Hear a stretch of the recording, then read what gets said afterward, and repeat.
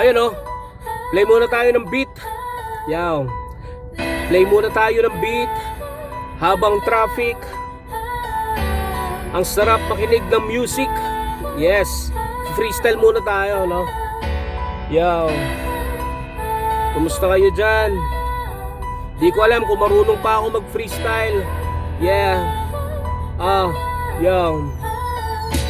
Kung marami kang pinagdaraanan sa buhay mo, kapatid, laksan mo lang ang damdamin mo.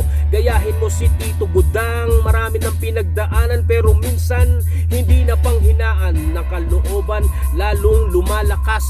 Basta't meron kang Panginoon sa itaas, hindi ka papabayaan sa bawat oras. Magniningning ang kinabukasan at magniningas ang lahat ng mga pag-asang makikita mo. Dahil kahit gaano kahirap ang pinagdaraanan, basta't lagi mong iisipin, ako nga na kaya ni Tito Bandang, dapat kaya mo rin. Yan ang aking masasabi sa'yo. Huwag kang bibigay sa mga pagsubok na naranasan mo sa buhay mo. Kapatid ko, labanan mo dahil ang problema lang to.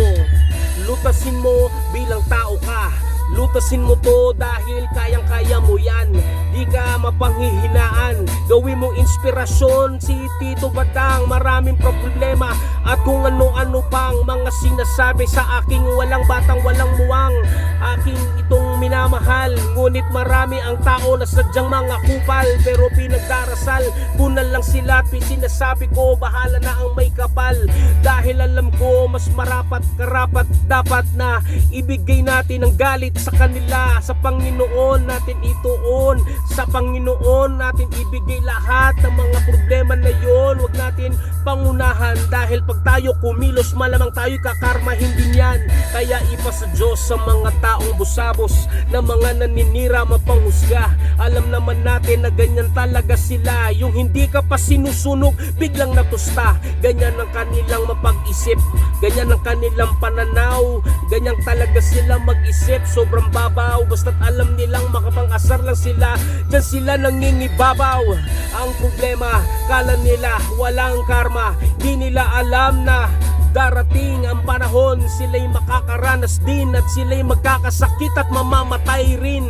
Ganyan ang buhay sa mundo, kapatid. Huwag kang masyadong mapagmataas, yan ang aking ipinababatid. Dahil lahat tayo'y mamamatay, lahat tayo'y mamamatay, magpapantay ang mga paa.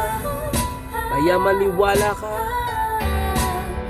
kung ako iyong niyuyurakan, minamaliit, okay lang yan.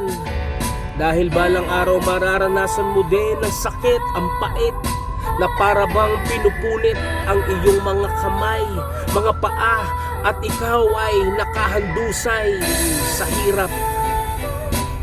Marunong pa pala ako mag-freestyle. Sorry, pasensya na kayo, yun lang ang kaya kong freestyle.